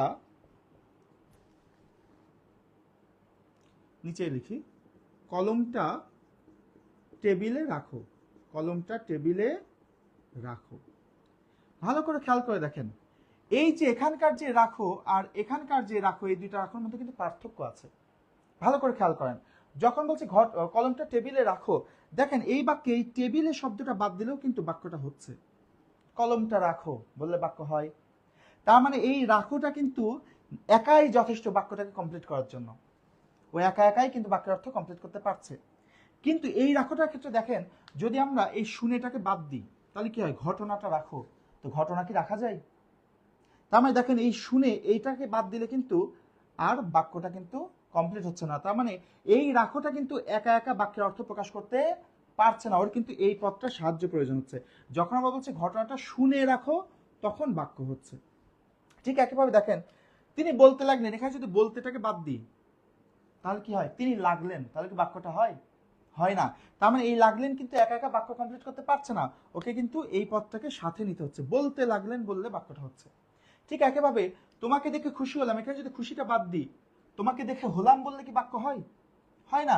তার মানে হলাম কিন্তু একা একা বাক্য প্রকাশ করতে পারছে না। তার মানে ওই এই খুশি হলাম দুইটা মিলে কিন্তু এখানে ক্রিয়া। দাঁত ব্যথায় কন কন করছে, যদি বলি দাঁত ব্যথাই করছে, তাহলে কি হবে? দাঁত ব্যথা করছে বললে হয়, কিন্তু দাঁত ব্যথাই করছে বললে কি হয়? হয় না। তার মানে করছেটা বাক্যটাকে কমপ্লিট করতে পারছে না, এরকেও কিন্তু আরেকটা পদের সাহায্য নেওয়া লাগছে। তাহলে আমরা দেখতে পাচ্ছি যে এখানে প্রত্যেকটাতেই দুইটা পদ মিলে ক্রিয়া গঠিত হয়েছে। ক্রিয়াটা কিন্তু একা একা বাক্যের অর্থ প্রকাশ করতে পারেনি। এরকম ভাবে যদি বাক্যে দুইটা পদ মিলে ক্রিয়া গঠিত হয়, তাহলে সেই ক্রিয়াটা হবে যৌগিক ক্রিয়া অথবা মিশ্র ক্রিয়া। দুইটা পদ মিলে ক্রিয়া গঠিত হলে সেটা যৌগিক ক্রিয়া অথবা মিশ্র ক্রিয়া। তাহলে যেহেতু দুইটা পদ মিলে ক্রিয়া গঠিত হয়েছে, তাই এগুলো হয় যৌগিক ক্রিয়া অথবা মিশ্র ক্রিয়া। তো কখন যৌগিক ক্রিয়া কখন মিশ্র ক্রিয়া? খুবই সিম্পল। দেখেন, যেই দুইটা পদ মিলে ক্রিয়াটা গঠিত হয়েছে, ওই দুইটাই যদি ক্রিয়া হয় তাহলে ওই দুইটা মিলে হবে যৌগিক ক্রিয়া। দেখেন, শুনে এটা একটা ক্রিয়া, একটা কাজ, রাখো এটাও একটা ক্রিয়া, তাহলে দুইটাই ক্রিয়া, সে কারণে এই দুইটা মিলে হবে যৌগিক ক্রিয়া। এবার দেখেন, বলতে লাগলেন, বলতে একটা কাজ, ক্রিয়া, লাগলেন একটা ক্রিয়া, তাহলে দুইটাই ক্রিয়া, তাহলে এই দুইটা মিলে হচ্ছে যৌগিক ক্রিয়া। আর যদি দেখি যে এই দুইটা পদ মিলে ক্রিয়াটা গঠিত হয়েছে, ওই দুইটা পদের মধ্যে একটা ক্রিয়াপদ আর একটা অন্য কোনো পদ, অর্থাৎ ক্রিয়াপদের সাথে অন্য পদের মিশ্রণ হলে সেটা হবে মিশ্র ক্রিয়া। ক্রিয়াপদের সাথে অন্য পদের মিশ্রণ হলে সেটা মিশ্র ক্রিয়া। ভালো করে খেয়াল করেন, হলাম তো একটা ক্রিয়া, কিন্তু খুশি কি কোনো কাজ? খুশি কোন পদ? খুশি হচ্ছে একটা বিশেষণ পদ, তাই না? অবস্থা বোঝাচ্ছে, মনের অবস্থা। তাহলে ক্রিয়াপদের সাথে অন্য পদের মিশ্রণ হলো, তাই এটা হচ্ছে মিশ্র ক্রিয়া। আবার দেখেন, কনকন করছে, করছে তো অবশ্যই একটা কাজ, কিন্তু কনকন কি কাজ? কনকন দ্বারা একটা আওয়াজ বোঝাচ্ছে না? যেহেতু আওয়াজ বোঝাচ্ছে, আওয়াজ মানে সেটা ধনাত্মক অব্যয়। তাহলে দেখেন, এখানে আমরা দেখতে পাচ্ছি ক্রিয়ার সাথে অন্য পদের মিশ্রণ হলো, সেই কারণে এটা হচ্ছে মিশ্র ক্রিয়া। কথা কি বোঝা গেল? তাহলে আরেকবার বলছি, যদি দুইটা পদ মিলে ক্রিয়া গঠিত হয় তাহলে সেটা হয় যৌগিক ক্রিয়া অথবা মিশ্র ক্রিয়া। সেক্ষেত্রে দেখব যে ওই দুইটাই ক্রিয়া কিনা। যদি দুইটাই ক্রিয়াপদ হয় তাহলে ওই দুইটা মিলে যৌগিক ক্রিয়া হবে, আর যদি ক্রিয়ার সাথে অন্য পদের মিশ্রণ হয় তাহলে সেটা মিশ্র ক্রিয়া হবে। ঠিক আছে? মেহেদি প্রশ্ন করেছে যে ধনাত্মক অব্যয়টা আরেকবার ক্লিয়ার করে দেবেন। আচ্ছা, ধনাত্মক অব্যয় হচ্ছে যে সকল শব্দ দ্বারা আওয়াজ বোঝায়। সহজ উদাহরণ, কন কন, বন বন, টন টন, রিম ঝিম, টুংটাং, এগুলো সবই হচ্ছে কুহু কুহু, এগুলো সবই ধনাত্মক অব্যয়। কুহু কুহু কোকিলের ডাক না, আওয়াজ। গুরু গুরু মেঘ ডাকে, মেঘের আওয়াজ গুরু গুরু। শন শন বায়ু বয়, বাতাসের আওয়াজ শন শন। টুংটাং চুরি বাজে, চুরির আওয়াজ টুংটাং। এরকম যে কোনো কিছুর আওয়াজ বুঝালে সেটা ধনাত্মক অব্যয় হয়। ঠিক আছে? এখন বলেন, এই পর্যন্ত বুঝতে পেরেছেন কিনা সব? কমেন্ট করেন। এই পর্যন্ত ক্লিয়ার কিনা একটু কমেন্ট করেন।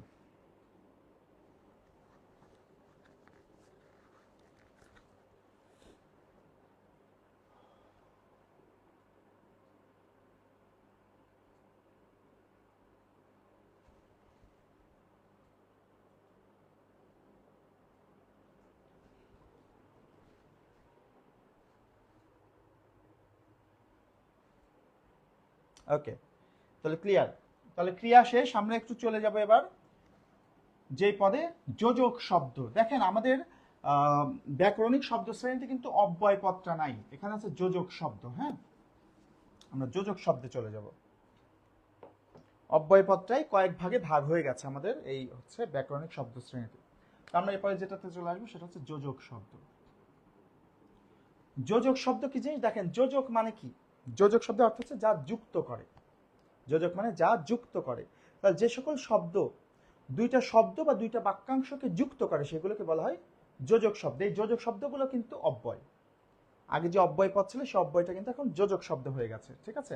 এখন দেখেন, যোজক শব্দ আমাদের 5 প্রকার। কত প্রকার? 5 প্রকার। কি কি আমি আগে লিখি। একটা হচ্ছে সাধারণ যোজক,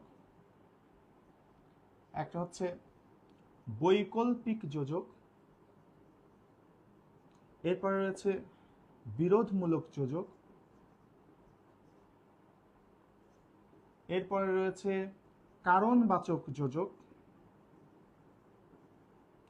আরেকটা হচ্ছে সাপেক্ষ যোজক। এই হচ্ছে আমাদের 5 প্রকার যোজক শব্দ। এখন যোজক শব্দ 5 প্রকার কি কি দেখেন, কিভাবে বুঝবো? সাধারণ যোজক হচ্ছে যে সকল যোজক শব্দে সাধারণভাবে কোনো বিশেষ অর্থ দেয় না, কিন্তু সাধারণভাবে দুইটা শব্দ বা দুইটা বাক্যকে যুক্ত করতে ব্যবহৃত হয়। এরকম যোজক কি কি আছে আমরা সবাই জানি। সাধারণভাবে দুইটা শব্দকে বা দুইটা বাক্যকে যুক্ত করতে আমরা কি ব্যবহার করি? ও এবং আর, এগুলো হচ্ছে সাধারণ যোজক। সাধারণভাবে দুইটা শব্দকে বা দুইটা বাক্যকে যুক্ত করতে আমরা ও এবং আর ব্যবহার করি, তাই এই ও এবং আর হচ্ছে সাধারণ যোজক। বৈকল্পিক যোজক কি? বৈকল্পিক মানে কি? বিকল্প থেকে বৈকল্পিক। বিকল্প, বিকল্প মানে কি? অপশন। তার মানে আপনার হাতে দুইটা অপশন আছে, তার মধ্যে একটা হবে। এরকম দুইটার মধ্যে একটা হবে এরকম বোঝালে সেটা বৈকল্পিক যোজক হয়। দুইটার মধ্যে একটা। খেয়াল করে দেখেন, যদি বলি তুমি যাবে, না হয় আমি যাব, তুমি যাবে না হয় আমি যাব। তো তুমি যাবে না হয় আমি যাব, তো খেয়াল করে দেখেন দুইটার মধ্যে একটা বোঝাচ্ছে না, হয় তুমি যাবে অথবা আমি যাব। তাহলে এই যে দুইটার মধ্যে একটা বোঝাচ্ছে, এরকম দুইটার মধ্যে একটা বোঝালে যে বোঝাতে যেই যোজক শব্দ ব্যবহার করে সেটা হচ্ছে বৈকল্পিক যোজক। ঠিক আছে, ঠিক একইভাবে যদি বলি যে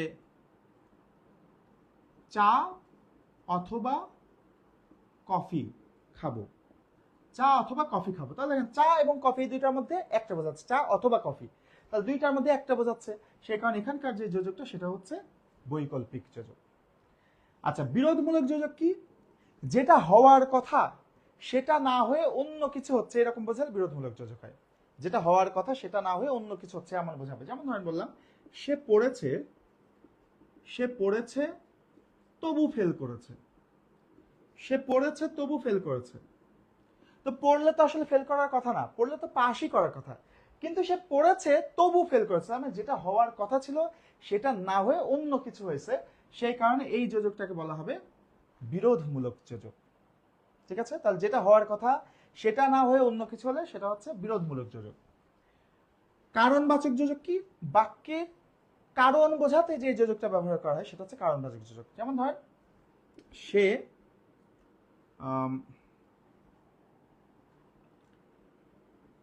সফল হয়েছে, সে সফল হয়েছে কেননা সে পরিশ্রম করেছে, সে সফল হয়েছে কেননা সে পরিশ্রম করেছে। দেখেন তো এই বাক্যে কারণ বোঝাচ্ছে না, সে সফল হয়েছে কেননা সে পরিশ্রম করেছে, তাহলে এই যে সফল হওয়ার কারণটা কি? পরিশ্রম করা, পরিশ্রম করার কারণেই সে সফল হয়েছে। এরকম যদি বাক্যের মধ্যে কোনো কারণ উল্লেখ থাকে তাহলে সেখানে যে যোজকটা ব্যবহার করা হয় সেটাকে বলা হয় কারণবাচক যোজক।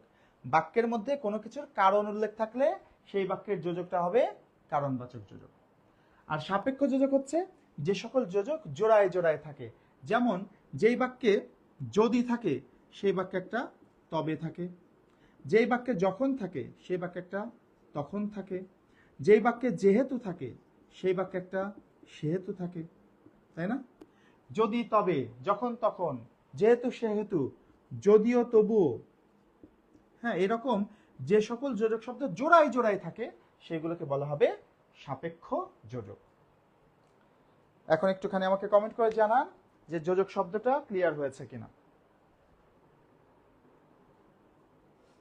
যোজক শব্দটা ক্লিয়ার হয়েছে কিনা কমেন্ট করে জানান।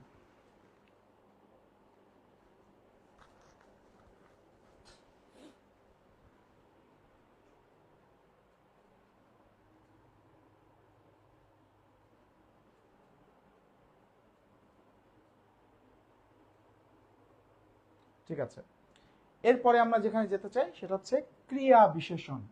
যদিও ক্রিয়া বিশেষণটা আমরা একটুখানি শিখেছিলাম বিশেষণের মধ্যে, যে সকল বিশেষণ পদ ক্রিয়াপদের দোষ গুণ অবস্থা বোঝায় সেগুলো হচ্ছে ক্রিয়া বিশেষণ, আমরা ইতিমধ্যে শিখেছি। ক্রিয়া বিশেষণ, যে সকল বিশেষণ কি করে ক্রিয়ার দোষ গুণ অবস্থা বোঝায় সেগুলো হচ্ছে ক্রিয়া বিশেষণ। যে সকল বিশেষণ ক্রিয়ার দোষ গুণ অবস্থা বোঝায় সেগুলো হচ্ছে ক্রিয়া বিশেষণ। তো খেয়াল করে দেখেন ক্রিয়া বিশেষণ আমাদের 5 প্রকার।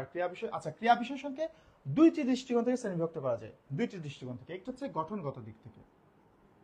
গঠনগত দিক থেকে ক্রিয়া বিশেষণ দুই প্রকার, একটা হচ্ছে একপদী ক্রিয়া বিশেষণ আর একটা হচ্ছে বহুপদী ক্রিয়া বিশেষণ।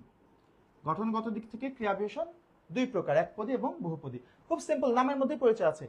যে ক্রিয়া বিশেষণ একটা পদে হয় সেটা একপদী ক্রিয়া বিশেষণ, আর যদি একাধিক পদ মিলে ক্রিয়া বিশেষণ হয় সেটা বহুপদী ক্রিয়া বিশেষণ। খেয়াল করে দেখেন, যদি বলি ধীরে চলো, ধীরে চলো, তাহলে এখানে ক্রিয়া কোনটা? চলো। এই ক্রিয়াকে বিশেষিত করছে কে? ধীরে। কিভাবে যাবে? ধীরে যাবে। তাহলে যেহেতু এই ধীরে শব্দটা এই ক্রিয়াকে বিশেষিত করছে তাহলে এটা কোন বিশেষণ? ক্রিয়া বিশেষণ।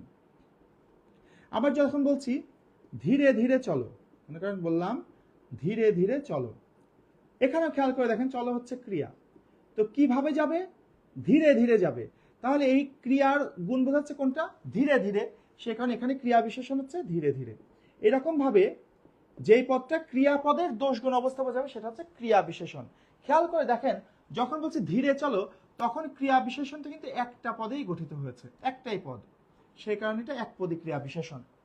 কিন্তু যখন বলছে ধীরে ধীরে চলো, তখন দেখেন ক্রিয়া বিশেষণ তো দুইটা পদ মিলে গঠিত হয়েছে। এরকম একাধিক পদ মিলে ক্রিয়া বিশেষণ হলে সেটা হচ্ছে বহুপদী ক্রিয়া বিশেষণ। খুব সিম্পল। এখন অন্বয়গত আর অর্থগতভাবে ক্রিয়া বিশেষণ আবার 5 প্রকার। অন্বয় ও অর্থগতভাবে 5 প্রকার। এই 5 প্রকারকে একটু দেখে আসেন। এই 5 প্রকার হচ্ছে ধরনবাচক ক্রিয়া বিশেষণ, স্থানবাচক ক্রিয়া বিশেষণ, কালবাচক ক্রিয়া বিশেষণ,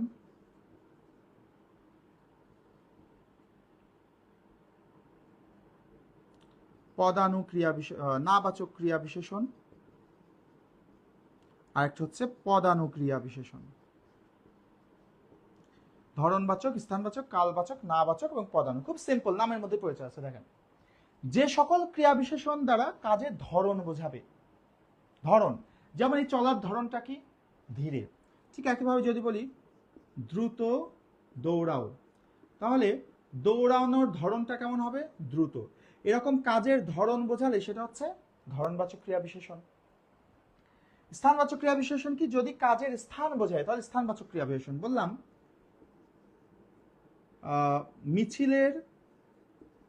মিছিলের সামনে যাও, মিছিলের সামনে যাও, তো যাবে কোথায়? এই যে সামনে, স্থান বোঝাচ্ছে না, মিছিলের সামনে যাবে, তাহলে সামনে যায় স্থান বোঝাচ্ছে। তো কাজের স্থান বোঝালে সেটা হচ্ছে স্থানবাচক ক্রিয়া বিশেষণ। বললাম সে গতকাল এসেছিল, সে গতকাল এসেছিল, তো এই যে আসার কাজটা হয়েছিল কোন সময়ে? গতকাল। এরকম ভাবে যদি সময় বোঝাই, আসার সময়, সময় বোঝালে সেটা কালবাচক ক্রিয়া বিশেষণ। কাল মানে সময়। যে সকল ক্রিয়া বিশেষণ দ্বারা কাজের না বাচকতা প্রকাশ করে, যেমন সুফিয়া কামালের একটা কবিতা আছে তাহারই পরে মনে, সেখানে একটা লাইন আছে শুনি নাই রাখিনি সন্ধান, শুনি নাই, শুনি নাই রাখিনি সন্ধান। ভালো করে খেয়াল করে দেখেন, যখন বলছে শুনি নাই, তাহলে এই যে শুনি একটা ক্রিয়া, এই ক্রিয়ার না বাচকতা প্রকাশ করছে কে? এই নাই শব্দটা। রাখিনি, এই রাখি ক্রিয়াটাকে না বাচক করছে কে? এই যে নি। এরকম যে সকল শব্দ ক্রিয়াকে না বাচকে রূপান্তর করে সেগুলোকে বলা হয় নাবাচক ক্রিয়া বিশেষণ। তাহলে এরকম নাই, নি, এগুলো হচ্ছে নাবাচক ক্রিয়া বিশেষণ। আর পদানুক্রিয়া বিশেষণ হচ্ছে যে সকল ক্রিয়া বিশেষণের বিশেষ কোনো অর্থ নাই, এমনিতেই ক্রিয়ার আগে বসে বাক্যের সৌন্দর্য বৃদ্ধির জন্য। যেমন ধরেন বললাম আমি আর কি বা করব, আমি আর কি বা করব, আমি আর কি বা করব। খেয়াল করে দেখেন এই বাক্যে যে বা, এই বাটার কিন্তু কোনো অর্থ নাই। যদি বলতাম আমি আর কি করব, বাক্যটা কিন্তু হতো। কিন্তু এই যে আমি আর কি বা করব, এই যে বাটা আনার কারণ কি? বাক্যটাকে সুন্দর করার জন্য। এরকম শুধু বাক্যটাকে সুন্দর করার জন্য অনর্থক ভাবে ক্রিয়ার আগে যদি কোনো পদ আসে সেটাকে বলা হয় পদানুক্রিয়া বিশেষণ। ঠিক আছে, একটুখানি বলেন কমেন্ট করে বুঝেছেন কিনা, ক্রিয়া বিশেষণটা বোঝা গেল কিনা, কমেন্ট করেন।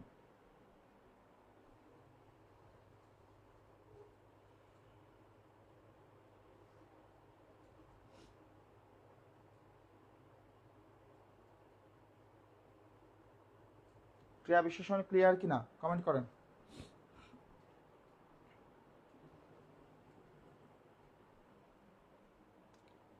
আচ্ছা, এখন দেখেন আমাদের 6 প্রকার কিন্তু চলে গেল, আর 2 প্রকার আছে। এর মধ্যে একটা আছে আবেগ শব্দ। কিছুই বোঝানোর নাই, একবার রিডিং দিলেই বুঝবেন, পরীক্ষার জন্য গুরুত্বপূর্ণ না, জাস্ট একবার রিডিং দেবেন। আর তার সাথে আমাদের আছে হচ্ছে অনুসর্গ। অনুসর্গটা আমাদের জন্য একটু গুরুত্বপূর্ণ। অনুসর্গটা আমি একটু দেখাই দিই। অনুসর্গের মধ্যেও বেশিরভাগই মুখস্থের জিনিস, তারপর আমি একটু বলে দিই। অনুসর্গের ক্ষেত্রে প্রশ্ন আসে একটা, যে অনুসর্গগুলো মূলত কি? মনে রাখবেন অনুসর্গগুলো মূলত হচ্ছে অব্যয়। অনুসর্গগুলো মূলত কি? অব্যয় সূচক শব্দ। অনুসর্গগুলো হচ্ছে অব্যয় সূচক শব্দ। হ্যাঁ, এখন খেয়াল করেন অনুসর্গ ব্যবহৃত হয় বাক্যের অর্থ প্রকাশের সাহায্যের জন্য। অনুসর্গের কাজ হচ্ছে বাক্যের অর্থ প্রকাশে সাহায্য করা। অনুসর্গের কাজ কি? বাক্যের অর্থ প্রকাশে সাহায্য করা হচ্ছে অনুসর্গের কাজ। এখন অনুসর্গ থেকে আমাদের 2 রকম প্রশ্ন আসে। প্রথমত প্রশ্ন আসে নিচের কোনটি অনুসর্গ? অপশন দিল 4টা, বা একটা বাক্য দিল বাক্য দিয়ে বললে এই বাক্যে অনুসর্গ কোনটি, তার মানে অনুসর্গ চিনতে হয় আমাদের প্রশ্নে। সেক্ষেত্রে খুব সিম্পল একটা কাজ আছে, আপনারা নবম দশম শ্রেণীর বোর্ড ব্যাকরণ বইটা খুলবেন, অনুসর্গের অধ্যায়ে যাবেন, গিয়ে দেখবেন ওখানে অনুসর্গের উদাহরণ দেওয়া আছে। উদাহরণগুলো একটু 2-3 বার পড়বেন, পড়লেই মনে থাকবে। খুব সিম্পল জিনিস, ইজি জিনিস। শুধু অনুসর্গগুলো 2-4 বার পড়বেন, যাতে অনুসর্গ আপনি চিনতে পারেন। পরীক্ষা যদি প্রশ্ন আসে নিচের কোনটি অনুসর্গ, যাতে উত্তর করতে পারেন। এটা একটা। নাম্বারটা হচ্ছে, আমাদের পরীক্ষায় কখনো কখনো প্রশ্ন আসে, একটা বাক্য দিয়ে বললো এই বাক্যের অনুসর্গটি কি অর্থ প্রকাশ করছে। সাপোজ প্রশ্ন করলো যে শত্রুর সহিত সন্ধি চায় না, এই বাক্যের সহিত উপসর্গটি কি অর্থ প্রকাশ করছে। শরতের পরে আসে বসন্ত, এই বাক্যের অনুসর্গটি কি অর্থ প্রকাশ করছে। বা বলল এদেশের মাঝে একদিন সব ছিল, এই বাক্যের অনুসর্গটি কি অর্থ প্রকাশ করছে। এরকম ভাবে পরীক্ষায় প্রশ্ন আসে। তো এটার জন্য আপনাদের কিচ্ছু করা লাগবে না, খুবই সিম্পল। বইতে আমাদের নবম দশম শ্রেণীর বোর্ড ব্যাকরণ বই, যেটা পুরাতন ভার্সন, সেটাতে দেখবেন হাতে গোনা 15-20টা মতো বাক্য দেওয়া আছে, বোধহয় 10-15টার মতো হবে বাক্য দেওয়া আছে, 15-20টা। এই বাক্যগুলোর প্রত্যেকটা পাশে লেখা আছে কোন অর্থে ব্যবহৃত হয়। এই প্রশ্নটা এখান থেকে হুবহু কমন আসে। শত্রুর সহিত সন্ধি চায় না সমসূত্রের অর্থে, এদেশের মাঝে একদিন সব ছিল একদেশিক অর্থে, আছো প্রভু তুমি জগতে মাঝারে ব্যাপ্তি বোঝাতে। হ্যাঁ, এরকম ভাবে কোন বাক্যের অনুসর্গটি কোন অর্থ প্রকাশ করছে, এরকম 15-20টা উদাহরণ দেওয়া আছে বইতে। শুধু ওই উদাহরণগুলো একটু পড়ে নেবেন যে কোন বাক্যে কি অর্থ প্রকাশ করছে, ওখান থেকে এই প্রশ্ন কমন আসে। তাহলে আমাদের কিন্তু ব্যাকরণিক শব্দশ্রেণী শেষ। আপনাদের কাজ হবে ব্যাকরণিক শব্দশ্রেণীটা খুব চমৎকারভাবে পড়ে ফেলবেন, ঠিক আছে। আর এই ব্যাকরণিক শব্দশ্রেণীর উপর আমরা পরীক্ষা নেব, তবে আরও একটা ব্যাকরণের টপিক শেষ হয়ে গেল, তারপরে 2টা মিলে পরীক্ষা নেব। তা আপাতত আপনাদের আগামীকাল পরীক্ষা থাকছে কোনটা, আগামীকাল পরীক্ষা থাকছে হচ্ছে আমাদের সাহিত্যের মধ্যযুগের শ্রীকৃষ্ণ কীর্তন এবং বৈষ্ণব পদাবলী, এই 2টা বাদে বাকি পুরোটা কিন্তু মধ্যযুগের উপর পরীক্ষা হবে আগামীকাল 9:30টায়। আর পরশুদিন ঠিক রাত 9:30টায় আবার আমাদের ক্লাস হবে, ব্যাকরণের ক্লাস হবে। কোন টপিক ক্লাস হবে এটা আমি জানিয়ে দেবো তার আগে, ঠিক আছে। আজকের মতো এই পর্যন্তই। সবাই ভালো থাকেন, সুস্থ থাকেন, দেখা হবে আবার পরশুদিন। আর আগামীকাল অবশ্যই পরীক্ষা দিতে ভুলবেন না। আল্লাহ হাফেজ।